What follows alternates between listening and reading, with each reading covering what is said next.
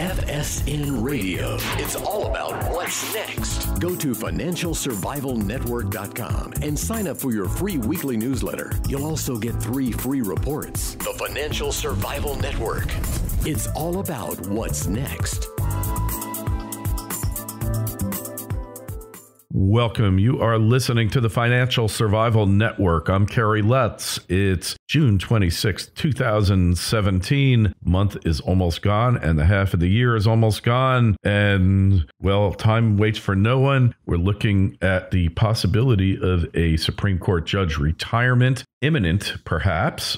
According to the rumors, if you can believe them, but who believes rumors anyway? Here to discuss is John Rubino. And don't forget, email us at kl@kerrylutz.com. John, good morning. Morning, Kerry. Yeah, the Supreme Court thing might be Trump's lasting legacy. You know, in the next 4 years, within his first term, there's a decent chance he'll get to name 2 more Supreme Court justices, which would solidify a very conservative majority for 20 or 30 years, you know, and that's really the left's nightmare is a Supreme Court that is basically, it behaves as if Scalia was the dictator of the court, you know, very conservative, letting government do things that it hasn't been allowed to do up till now. And what's happening lately is that Kennedy, the swing vote on the court, is implying to some of his people that he might be stepping down pretty soon, which would allow Trump to name somebody in the short run here who, if he's like Neil Gorsuch, the guy he named most recently, would be pretty conservative. And then Ruth Bader Ginsburg, an extremely liberal voice on the court,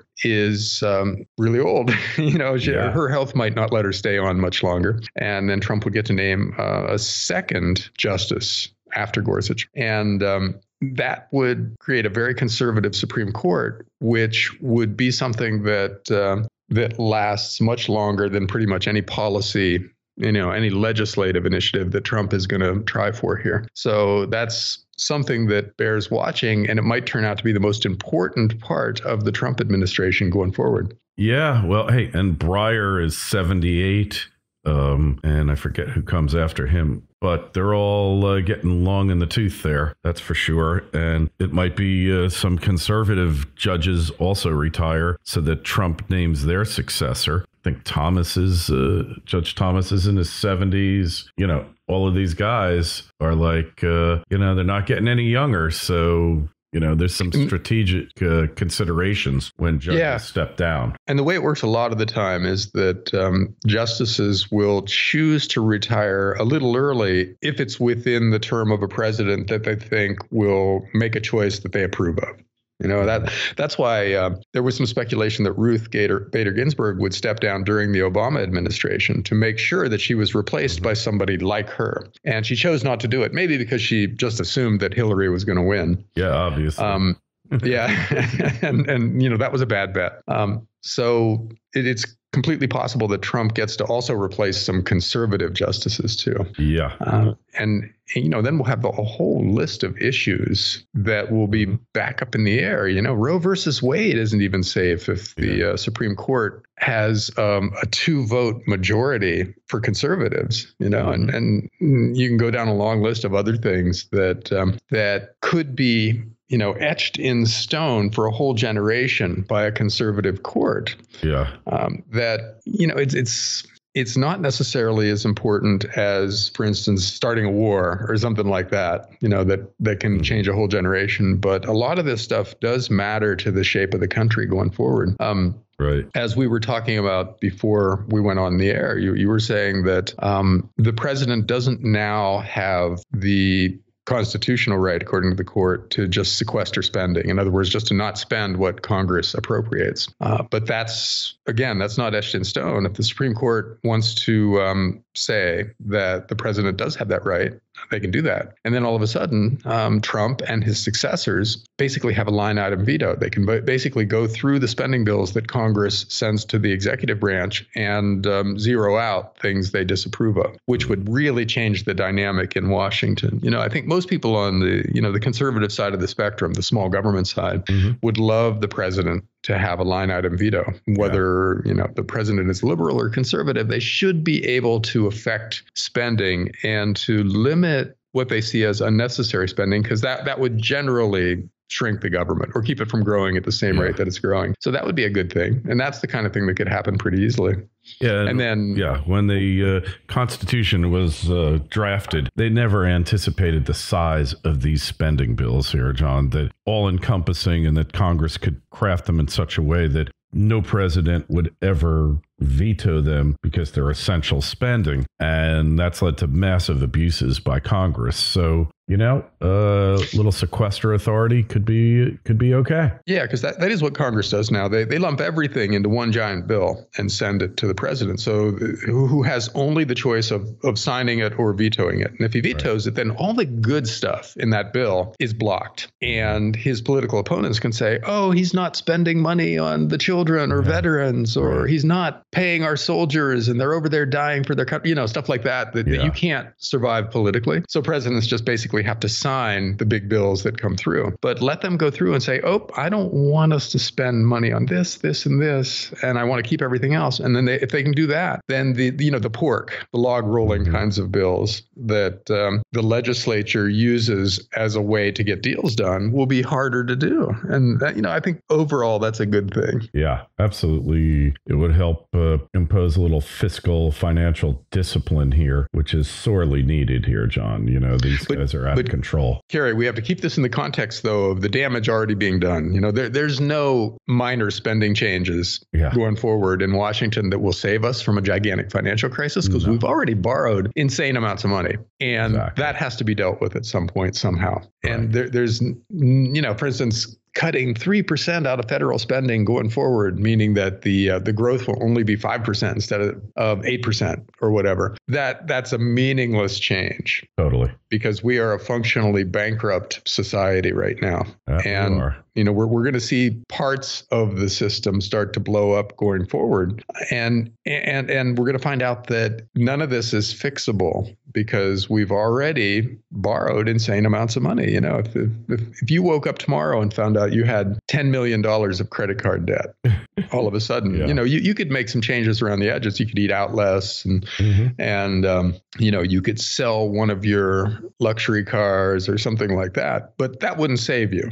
All that would mean is that your life gets a little harder in the short run before it collapses around you. That's where we are as a society, and not just the U.S. It's the entire developed world and a big part of the developing world who've all borrowed way too much money and who now have to pay a price for it in some way. The price that we pay depends on the decisions that we make going forward. But it's clear that there's some kind of really extreme cost coming our way in the form of one or another kind of financial crisis. And, it's possible that Illinois will be the first domino that starts knocking other things down because they're a major state and they're functionally bankrupt and their bonds are about to be rated junk going forward, which means that they won't be able to borrow at a reasonable rate anymore. They'll have to pay up to borrow new money, and they have to borrow a lot of new money. Yes. So that means their interest costs, which are already onerous, already threatening to overwhelm them,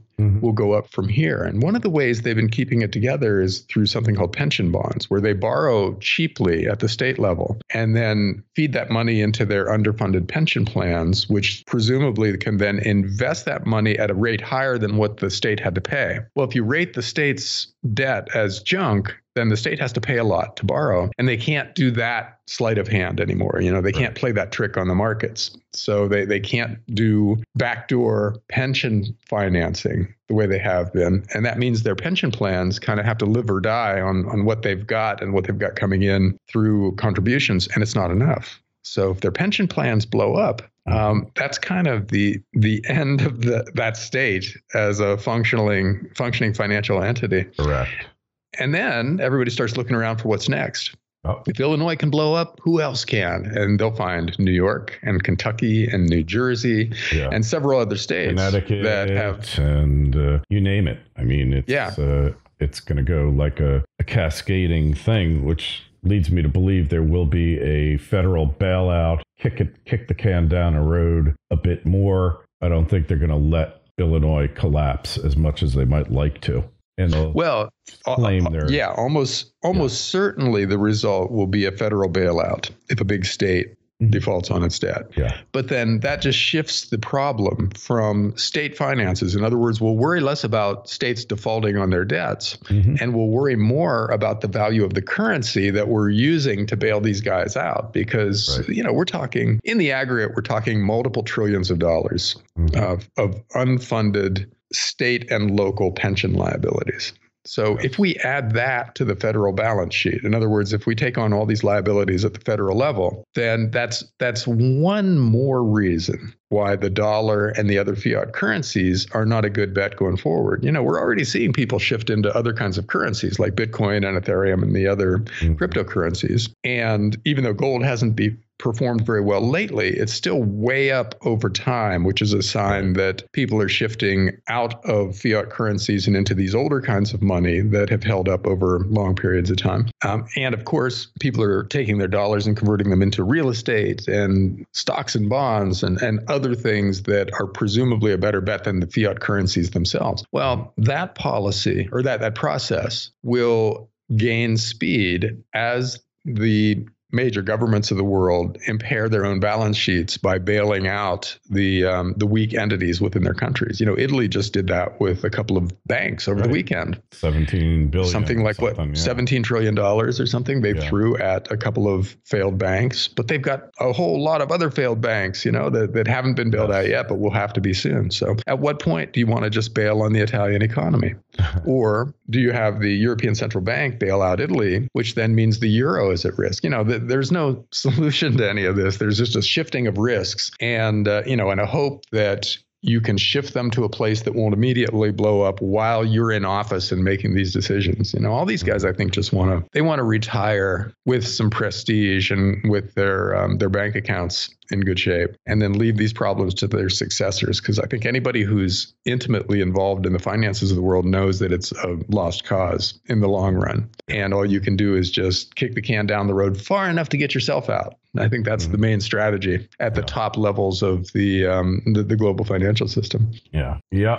This is true. And where do we go from here is the question. How is this? They're going to have to resolve it one way or the other, right? What do they do? Well, markets resolve this stuff eventually. You borrow too much money and you lose everything. That's how life works in the financial sphere. And it's the same way for governments as it is for individuals. And we're at that point, and so we're seeing these guys flail around, and talk about, for instance, normalizing interest rates. Yeah. Because they know that extremely low interest rates is causing people to borrow excessive amounts of money. Corporations in the US have leveraged themselves to the hilt in order to buy back their own stock because they were able to borrow money incredibly cheaply.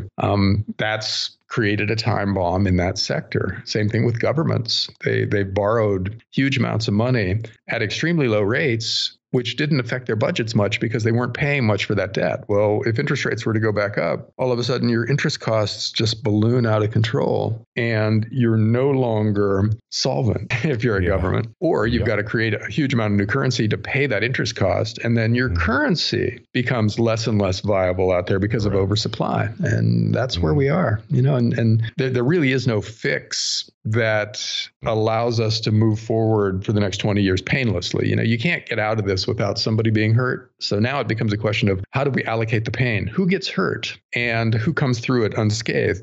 Obviously, the 1% would love to be the guys who come through it unscathed. They want their assets that they own to go up, and they want everybody else to be squeezed in order to pay the bills going forward. And that's what's happened. Yeah. And it's not clear that you can do that politically. Not for a long time. Voters are 99% of the population. They're gonna demand that the 1% give up its ill-gotten gains. And so that's Bernie Sanders. That's to an extent Donald Trump. Trump won. Yeah. I think he won, very much won because of that. Very much. People want it to be fixed, and they want the culprits to pay and not themselves. Yeah. And there's a lot of culprits, right? Oh, yeah. There's a lot of people you can point to. When you're actually exposing the truth, there's a lot of blame to go around. These big banks, which have run the economy effectively for the past 20 years, are in a lot of ways the mafia now. They're criminal organizations that get caught doing stuff over and over again. And the governments of the world are, because they're controlled by the big banks, they can't go after the actual bankers who committed the crimes. So they just charge the banks small fees in the form of settlements, where no one is admitting any wrongdoing, but we're paying $1 billion to put this behind us, and to the banks, that's just a small cost of doing business. It's a fraction of what they make. Yeah. And then they pay the proceeds of their crimes out in bonuses to the guys who are running the banks, and that's a nice deal. If that was well understood by very many people, it would clearly enrage the people who understood it, who are having to pay for the big banks to live the way they live. And that's just one aspect of it. There's the military industrial complex and the political class that, congressmen and senators go to Washington with really minimal personal fortunes. Yeah. And then they leave Washington. They get rich over and over again. And somehow they get away with that. Like Harry Reid did it. And you just go down the list. I mean, it's a kleptocracy, plain and simple. It's really even Bernie Sanders is rich. He's now being investigated for being rich, right? For some kind of bank fraud. Yeah, the good old socialist Bernie. But that's not that well understood by people yet. I mean, it is understood by a lot of people that the system isn't working in their favor, but the details really aren't out there because the mainstream media doesn't seem to think that's a good story. You never see CNN digging into the crimes of the big banks because CNN is more or less owned by entities that are connected to the big banks and that it's part of the political class. And so that just won't happen. Mm-hmm. But when and if it does, and when and if people start to really understand what's happening, then there will be a political revolution. Hopefully not a in the streets violent revolution, but the existing order will get tossed out, which is beginning to happen around the world. Jeremy Corbyn almost won the last British election, and Marine Le Pen was one of the top 2 vote getters in France this time around, and Trump won here with Bernie Sanders potentially beating him. If they'd had a head-to-head race, if the Democrats had run an honest primary, Bernie Sanders might have been the Democrat candidate, and he might have easily beaten Trump. So we could have easily had President Sanders. I don't think so. He wouldn't have beaten Trump. I mean, the guy is, I just don't believe it. I know that's the meme, but I'm not believing it. It would have been a possibility. Possible. And we can't know until we run the race. But, if he would have done better than Hillary straight up in the primaries, and Hillary ended up getting the majority of the votes in the general election, then it's at least feasible that Bernie Sanders could have won a general election, and I'm not saying that's a good thing, obviously, but I'm saying that for it to be even a possibility means that people are pissed off out there. That they is. Yeah. That they is. There's no question about it. They're not happy. Whoever won a Trump-Sanders election, the point would have been pretty clear that it's time for an outsider to come in, right? Mm-hmm. Yeah. And it wouldn't have, he was never going to win. The guy wasn't really a viable candidate. He was only a viable Democrat candidate. And it was her turn. He wasn't going to win. There was no question about it. So in any event, doesn't matter now because it's President Trump, whether you like it or not.